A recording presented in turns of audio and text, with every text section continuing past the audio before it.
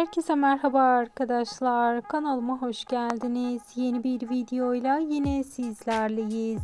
Sizler için sevilen dizi Halef Kökler'in Çağrısı'ndan yepyeni kamera arkası paylaşımlar getirdim.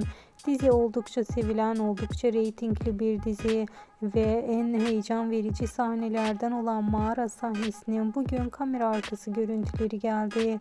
Oyuncuların bu zorlu sahnede nasıl zorlandıkları ve nasıl sahneleri çektikleri işte sizlere kamera arkasında gözüküyor. Eğer bu tarz paylaşımlardan memnunsanız ve İlhan Şen'le Biran Damra Yılmaz'la ilgili yepyeni haber ve bilgiler, yepyeni görüntüler görmek istiyorsanız kanalımı takipte kalmayı unutmayın. Şimdilik ise benden bu kadar. Hoşça kalın.